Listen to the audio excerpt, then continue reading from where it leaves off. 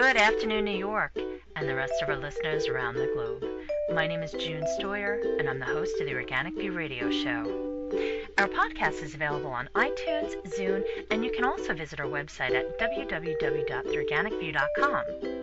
If you have any questions for our guests, there are many ways you can contact the show. You can post a question on our wall on Facebook, Skype us, send us a tweet on Twitter to @TheOrganicView, or you can contact me directly at June Stoyer. If you'd like to be on the show or would like to find out about sponsorship opportunities, please contact us at questions@theorganicview.com. On today's show, I have the pleasure of welcoming back one of my favorite guests, Susan Fox, who is otherwise known in the rose community as Gaga. She's also the founder of Gaga's Garden and is an award-winning rosarian and one of the most enjoyable people to talk to about roses. Clearly, her nickname is appropriate as she is Gaga about roses. So I'd like to welcome back to the show, Susan Fox. Good afternoon, Susan, and welcome back to the show. So nice to have you. Good afternoon, June. How are you this beautiful afternoon? Oh, fantastic. It's always wonderful to talk to you anytime about roses, and I know that for people that are just discovering all of your work, I'm sure that they will be just as smitten with you as I am. I just love seeing the pictures and everything that you've been doing, and today's subject, which is using roses to create a tapestry of color in the garden, is one that I am sure many people will appreciate, because I think roses are often misunderstood because people think that they require too much work and too much effort. But there are many people such as yourself that truly understand why roses have such a special place in your garden. But before we begin, Susan, can you share with our audience a little bit about yourself and how you became interested in rose gardening? I first became interested in rose gardening because of my mother. My mother had a rose garden in northern Illinois, and we moved back into her home. She, after my father passed on, we moved into our home, and it was 1 mile from Lake Michigan, and we had 30 roses. And I had to learn how to take care of this beautiful rose garden. And she knew a lot about taking care of roses and taught me what she knew. And I was determined to learn everything that I could. So I went to, there was a rose garden in Libertyville, Illinois, and the Libertyville Men's Garden Club was in charge of taking care of it. So I went to the Libertyville Men's Garden Club, who also were members of the Northern Illinois Rose Society, and became a member, and they taught me everything about growing roses. And I then became the treasurer of the Rose Society, and a lot of the people that were members would come to the garden. They became friends of both my husband, my mother.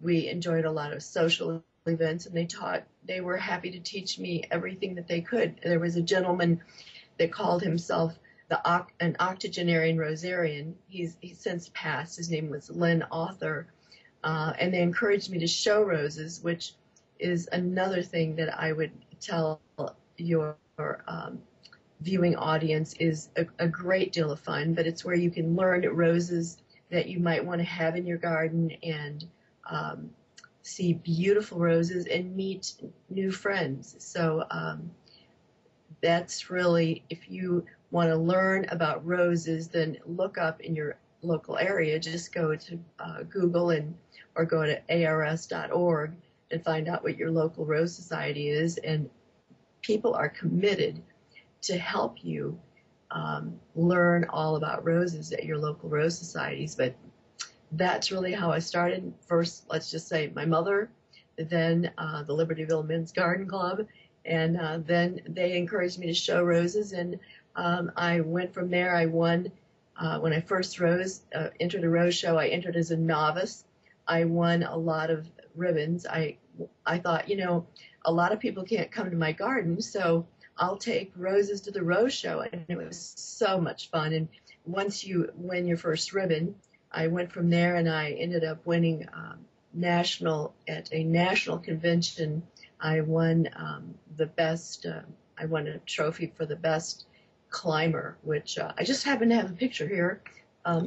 This was for Tempo, which is a climber. Can you see it? I don't know if you can see it. Wow, that is beautiful. They took this picture against a red matting, but my son picked up the stem that day, and there's certain rules when you show a rose. You polish the leaves with your fingers to bring up the perfect. I bet most people wouldn't even realize, but if you take even the oils from your finger and start polishing leaves, and roses are judged. Rose judges will judge them by symmetry and the way they open and form. I mean, you will learn so much by going to a rose show, and they're free. So I would encourage you. You can check, right in your local communities. Where's there a rose show? And libraries. A lot of rosarians put in shows. So that's a long answer to your question, but. Well, thank you, and I agree with you. Anytime that you go to any trade event, you have an opportunity to connect with all sorts of people that do different things that are equally important in order to have such a beautiful garden, whether you're doing it for show or for your own private pleasure. Susan, when it comes to growing roses, based upon your experience, why do some people grow roses while others deliberately avoid them? I think they just, perhaps there's been some misperception that that roses are difficult, but when discussing roses with people I have not talked to a single person that has approached me about a rose garden or having a rose garden that didn't want a rose garden. But the first thing that they want to discuss is color.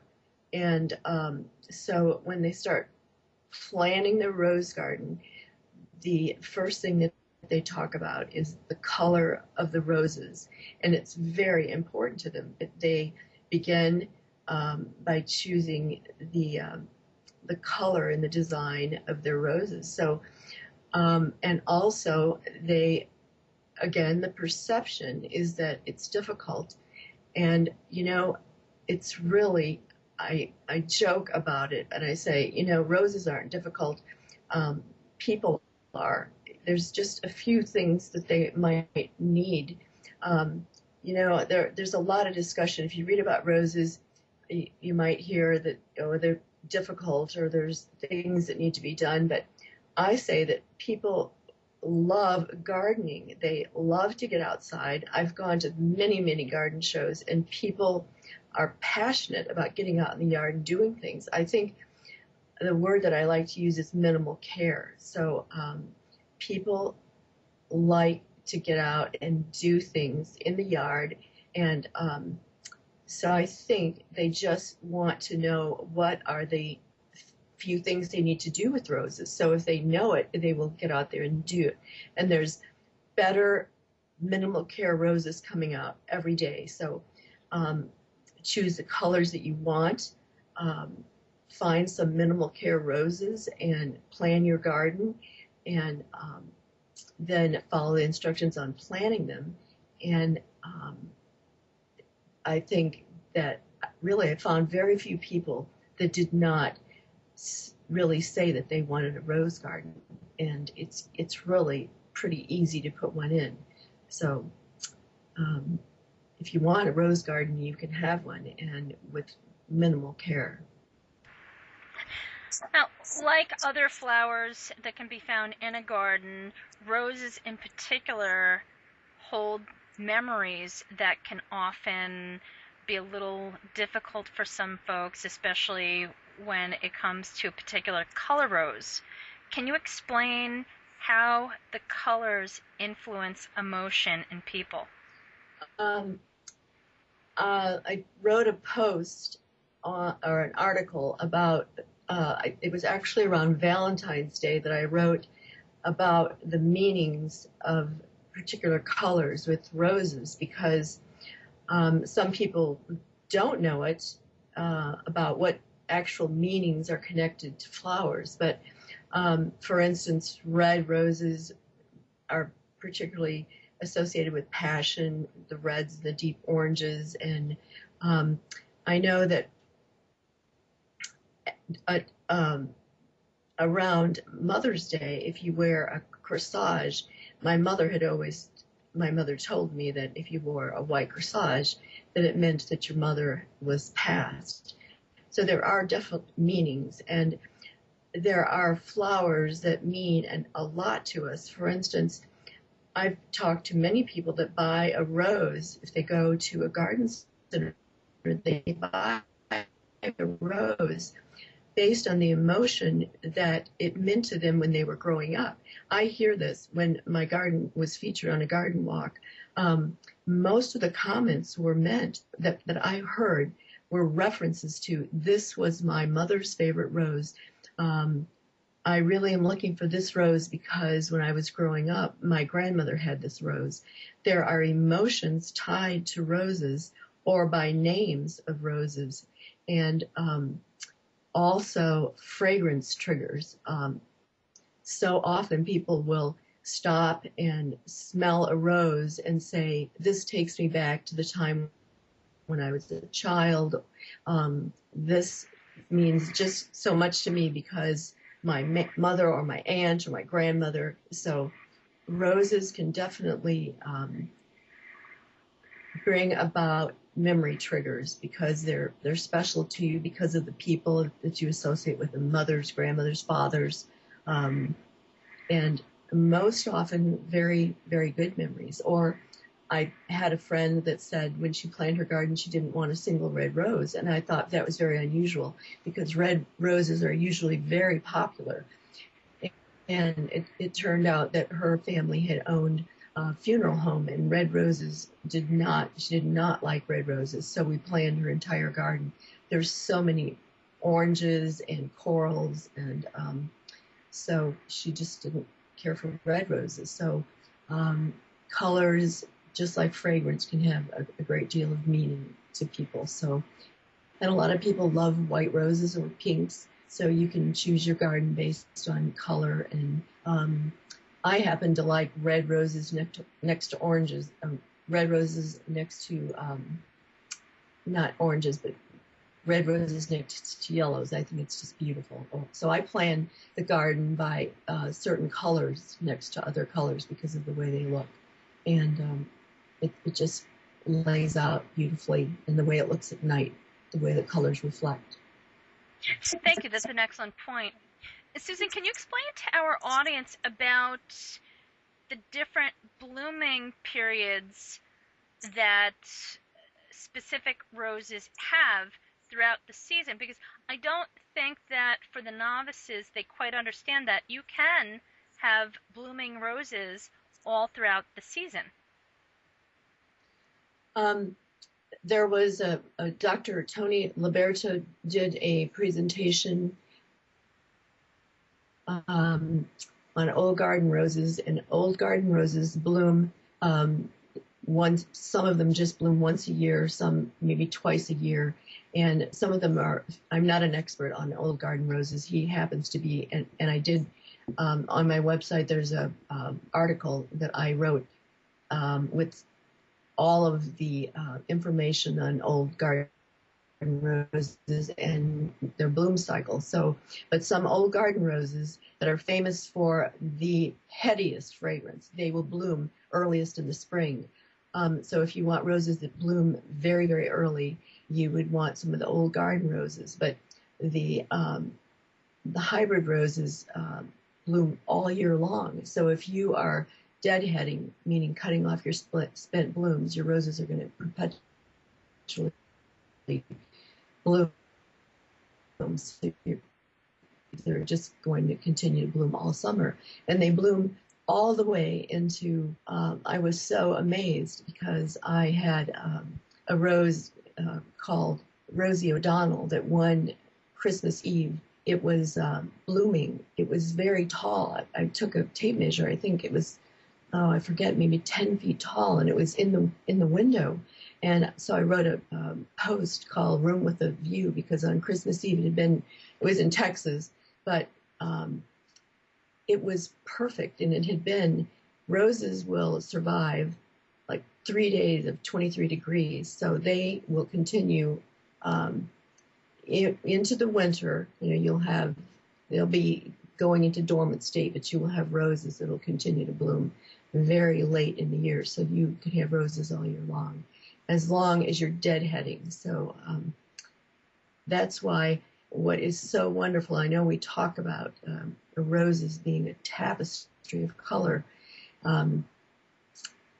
As a bud, when a rose is first opening, it's one color. It may be just a very, very deep, deep color, but temperature affects the color of your rose.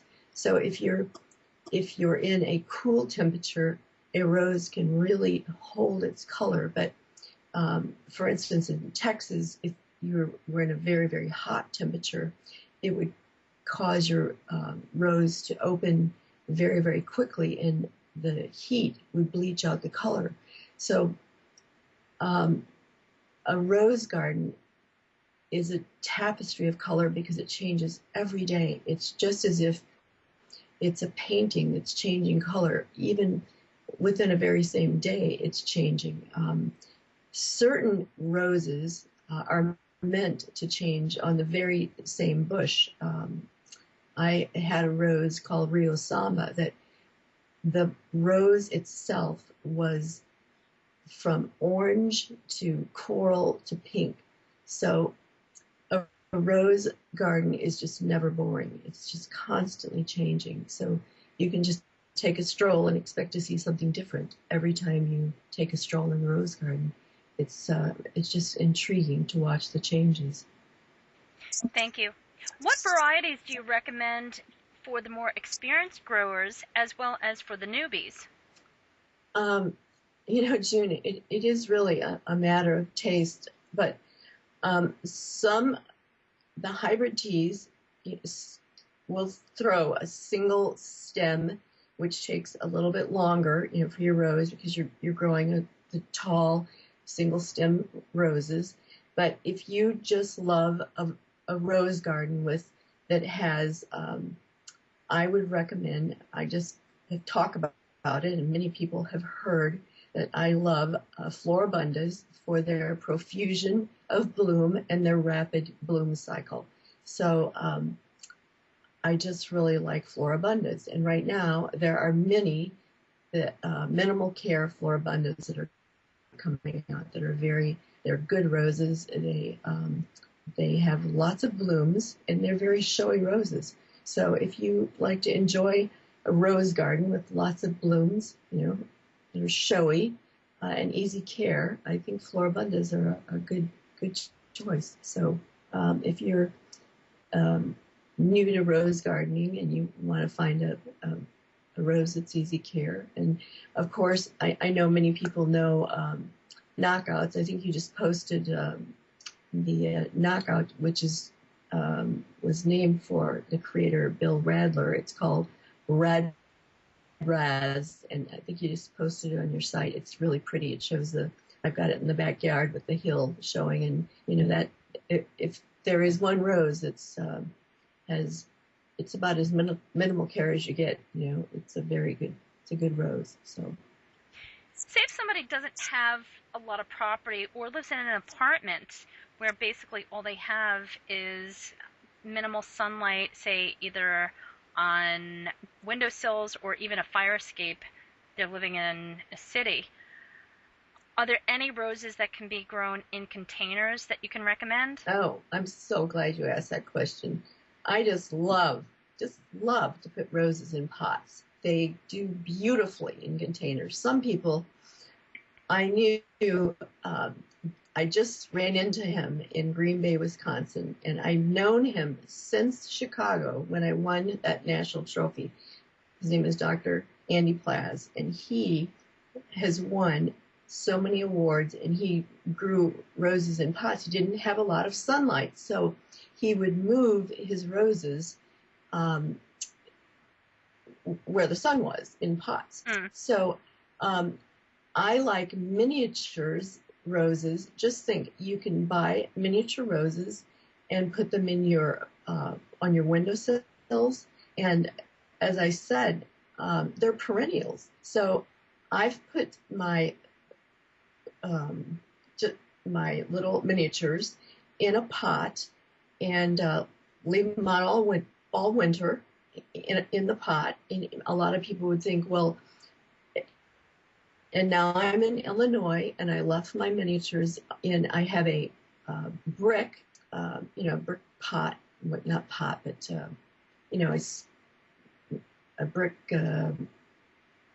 Windowsill. Yeah, brick, not really a windowsill, but a whole potted. I understand. Yeah. And I decided, instead of just putting in annuals, because we spend a lot of money on annuals, and I thought, I'm going to replace annuals instead of putting in my usual annuals. I think I'm going to put in all miniatures. So I took out the annuals and I put in, and I just leave them, and they come back every year. So if you want to the variety, again, if you want a tapestry of color, and they have such adorable names. I mean, if you go through miniatures, they have names like Teddy Bear and Giggles and Black Jade, and I mean, if you want to have do they some have one fun, named Gaga? no, but wouldn't that be great? I know she's on the board with the American Rose Society. Her name is Diane Summers, and she's won. I wrote about her, and she's won. And she has. It is a wonderful post. I didn't. So it's not about me writing about what to do to raise a rose garden, because I respect anyone who is an expert in growing roses in the north. She's in Wisconsin, so Diane Summers, and she wrote about how to raise roses in the north. And just think, she goes around to libraries and does seminars on how to grow roses, and she's won more awards for growing miniature roses. But there's a hybridizer who he named a miniature for his mother, but it's named Joy. It's just one of the most beautiful roses. Look, it's on the cover of my favorite. I call this my Bible. Do you see this little book right here? For my Bible, yes. For roses. This is the American Rose Society Handbook for Selecting Roses, and I do take it with me. It rates roses for a good reason, on how they perform, on whether they're really a good rose. So when I'm going to buy a rose, I look at it. It's like 5 through 10, and believe me, it's for a good reason. I've bought like a 6, and I'm like, I wonder why it's a 6. Well, there's a really good reason. It usually doesn't perform very like I just opened to Marilyn Monroe, which is a hybrid tea. It says 7.9. That is a really good rose. It's for sale right now. But the miniatures, Joy, this guy hybridized Joy. You see it on the cover? Oh, it is the most wonderful rose. His name is David. I wrote about him. David, why does his name escape me? On Twitter, his name is RoseGuy62. Now everybody can follow him. Thoroughbred Roses is his. You can find him on Twitter, Thoroughbred Roses. And here he named all of his roses for horses, but he decided he had such an important rose that won the ARS winner that he should name it. It was so important he should name it something different, and he named it for his mother. I thought, isn't that the most beautiful story? But when you start planting miniatures in containers, they make it to the winter. They're on their own root system. They're hardy. You see, I'm so passionate about roses. If I get going on something, I'm just like lost. That's why they call you Gaga. So miniatures are perennials. So I got so tired. My husband built this greenhouse. I had a post called, we built a greenhouse for $142. It was collapsible to protect all these plants that were even in Texas, they were dying in the winter and they were costing a lot of money. So you can save money by potting roses or the perennial miniatures, because they make it. You know, I started leaving these roses outside and then they just would come back. So that is an excellent choice to put in a container. Now, of course, they lose their leaves in the winter. I mean, they'll lose their leaves. They look like they look dead because they're just like anything else. They lose their leaves and then they leaf out in the spring. That was a long answer to that question, wasn't it? Well, on that note, it was a lot of very valuable information. But Susan, as always, it's been a pleasure to talk to you. And if you could just take a moment and share your website with our audience, that'd be great. My website is www.gagasgarden.com. It's GAGAS garden.com. And there's a lot of answers to question there. And there's some funny posts because I get kind of carried away with how funny I think some of the things that I had when I moved up here. I got a few things that I had run into in Texas, so there's a few things. I get real passionate about roses, and I get tickled about some things about roses too. So, well, that's why we love talking to you. And folks, thank you so much for tuning in. This has been June Stoyer with the Organic View Radio Show. Have a great afternoon, everyone. Thanks for having me, June.